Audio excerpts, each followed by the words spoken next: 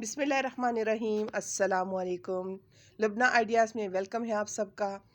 Beginners के लिए arm hole की आसान कटिंग।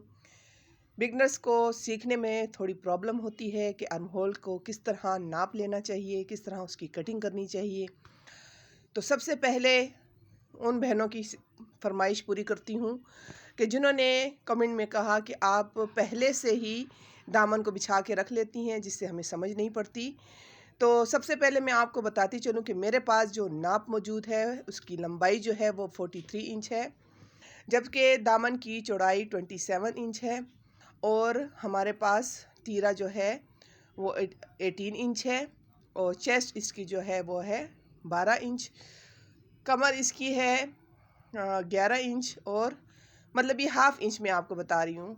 अब मैं आपको फ़ोल्ड करने का तरीका बताती हूँ। सबसे पहले फ्रंट का जो पैटर्न है, दामन है, पीस अगला जो है उसको हमने बिल्कुल दूसरे दामन के साथ सेम टू सेम सेट करके इसको अच्छे से बिछा लेना है। खींचातानी बिल्कुल नहीं करनी। जो फैब्रिक जहाँ पर बैठ रहा है उसको वैसे ही टर्न कर लेंगे। प्रेस लगाने की ज़रूरत हो तो आप प्रेस लगा लीजिए और अगर प्रेस के बगैर भी काम बनता है तो वेल एंड गुड। तो मेरे पास अभी जो फ्रंट और बैक के दामन है तो मैं इसको आपके सामने बिल्कुल देखें स्किप किए बगैर इसको मैं ठीक से बिछा रही हूँ ताकि आपको समझ आ जाए।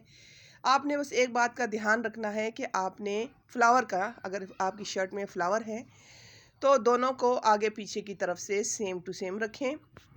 यहाँ तक आप आगे हैं तो मेरे चैनल को सब्सक्राइब कर लें एंड मेरे वीडियो पे कमेंट करके ज़रूर बताया करें कि आपको क्या चीज़ चाहिए, किस चीज़ की कटिंग एंड ड्राफ्टिंग चाहिए। तो इंशाल्लाह मैं उसी पर आपके लिए वीडियो बना के लाया करूँगी। बेल आइकन ज़रूर दबा लीजिए ताकि हर नई आने वाली वीडियो आप तक जल्दी से पहुँच सके। मैंने आगे पीछे के दोनों दामन अच्छे से ठीक करके जो बंद साइड थी वो बाहर की तरफ निकाल दी है और जो खुली साइड है उसकी ओपन साइड है वो मैंने अपनी तरफ कर ली है। हमेशा आपको इसी तरह दामन को बिछाना चाहिए ताकि आप जब आर्म होल की कटिंग करें तो आपको उसकी बिल्कुल अच्छे से समझ आए और वो आपके पास भी हो और आप उसकी अच्छे से ड्राफ्टिंग कर सकें। दामन को अच्छे से हमने फैला लिया है और अब इसकी लंबाई चौड़ाई को नाप लेते हैं एक दफ़ा। तो मेरे पास तो अभी जो नाप इसका मौजूद था वो चौड़ाई आपको मैंने बता दी, लंबाई भी बता दी। 43 इंच मेरे पास लंबाई थी इसकी। तो लॉन्ग शर्ट है, अंदाज़ा आपको हो रहा है कि लॉन्ग शर्ट है और इसको हमने कटिंग करनी है, आपको समझाना है। तो टोटली मेरे पास जो इसका नाप आ गया, अब इसका हमने ऊपर से तीरा लेना है। तो 18 इंच है तो 1 इंच हम इसमें मार्जिन रखेंगे स्टिचिंग का, तो 19 हो जाएगा। 19 को हमने हाफ करके फिर उसका निशान लगा लिया। जितना मैं तीरा लेती हूँ उतना ही मैं इसका आर्म होल की कटिंग करती हूँ। तो ये देखिए मैंने उतना निशान लगा कर 7 इंच पे इसका हाफ पे यानी कमर पे निशान लगा लूँगी। 7 इंच का मैं चौक का यानी हिप का निशान लगा लूँगी। सारे निशानात आपके सामने स्किप किए बगैर लगा रही हूँ ताकि आपको यानी बिगनर्स को अच्छे से समझ आए। लाइनें छोटी छोटी सी, फुल लाइन इसलिए नहीं लगाई कि ब्लैक कलर की शर्ट है तो बुरा लगता है। आपको समझाने के लिए इस पर येलो कलर यूज़ कर रही हूँ ताकि आपको अच्छे से समझ आए। अब ऊपर से भी हमने आर्म होल की जो लाइन है उसको भी कर लिया है ड्रा। तो टोटली हमारे पास जो चेस्ट की है वो 12 इंच है। 12 इंच पे हम निशान लगा लेंगे। 12 इंच पे निशान लगाने के बाद हम कमर का ड्राफ्टिंग करने से पहले आर्म होल की जो बाहर की साइड होती है वहाँ पर 1 इंच का निशान लगा लेंगे। ये मैंने आपको अच्छे से इस चीज़ का समझाना है, आपने इसको समझना है। ऊपर कांधे की कटिंग हम आधा इंच लगा लेंगे और बीच में जो मिड का निशान होता है हाफ इंच इसको भी लगा लेंगे।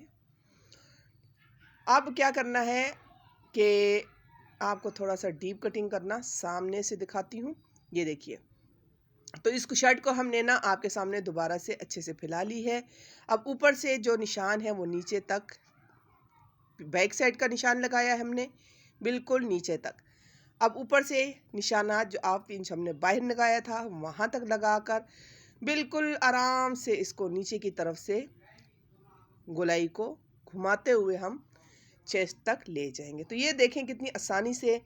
अब ये मैं निशान आपको लगा के देती हूँ, बिल्कुल सेम टू सेम इसके बराबर आया है। बहुत सारे लोग इसको बाहर की तरफ निशान लगा लेते हैं ताकि आसानी रहे, लेकिन मैंने उसके बगैर भी आपको बना के दिखा दिया। बिल्कुल उसके मुताबिक इसका निशान आया है, ज़रा भी आगे पीछे नहीं हुआ। हमेशा चेस्ट की फिटिंग का निशान ज़रूर लगाया करें, इससे बहुत अच्छी फिनिशिंग आती है, शर्ट के अंदर झोल नहीं आता। 12 इंच का मैंने निशान लगा लिया था। अब कमर का निशान लगा लेंगे। तो तकरीबन 11.5 इंच हमने 11 इंच इसका हमने निशान लगा लिया कमर का, और तकरीबन 1/2 इंच का मार्जिन छोड़ते हुए फुल इंच हमने चौक का निशान लगा लेंगे और फिर इन निशानात को आपस में मिलाएंगे। अब आपने यहाँ पर बिगनर्स ख़ास कर गौर करना है कि यहाँ पर हमने कैसे इसकी गोलाई देनी है। ऊपर से नीचे की तरफ हमने निशान लगा लिया। अब यहाँ से आधा इंच का निशान गोलाई में देंगे हिप की तरफ से, और इसी तरह गोलाई हम कमर की तरफ लेके जाएंगे, और फिर ऊपर से यहाँ से हाफ से लेकर नीचे की तरफ हमने आधा इंच का निशान लगाना है। इस तरह निशान लगाने से आपके जो शर्ट की फिटिंग है वो इतनी ज़बरदस्त आती है कि आप भी हैरान रह जाएंगे। और यहाँ से हमने 1 से 1.5 इंच का मार्जिन बाहर की तरफ रखते हुए स्टिचिंग का, अब हम गले का निशान भी लगा लेते हैं। तो ऊपर से हमें जो गले की चौड़ाई चाहिए वो 4 इंच चाहिए, और गहराई अपने गले के मुताबिक आप रख लीजिए। अब जी हम बैक शोल्डर की कटिंग करते हैं। जो निशानात लगाए थे बैक के 4 पीस कटिंग हो रही है, ये भी याद रहिए, क्योंकि अगर हम अलग अलग करेंगे तो फिर आपको समझ नहीं आएगी, इसलिए चारों पीसों को इकट्ठा काटा है। अब 2 पीस ऊपर के अलग करके हमने जो डीप कटिंग हमने निशान लगाए थे, ड्राफ्टिंग की थी, उसको कट कर लिया। ऊपर साइड शोल्डर की कटिंग कर ली। थोड़ी सी हम शेप देंगे ये गले का बिल्कुल सीधा सा, और यहाँ भी कट का निशान लगा लेंगे। अब हमने निशानात जो लगाने हैं वो साइड से कटिंग के लगाने हैं। जो एक्स्ट्रा फैब्रिक है हमारे पास, कैंची थोड़ी इसलिए अटक रही है कि शर्ट के ऊपर चिकनकारी के फूल हैं, जिसकी वजह से थोड़ी मुश्किल हो रही है। जो यहाँ पर चेस्ट का कटिंग का निशान लगा लेंगे। कट छोटे छोटे ज़रूर लगाया करें, इससे बहुत आसानी होती है।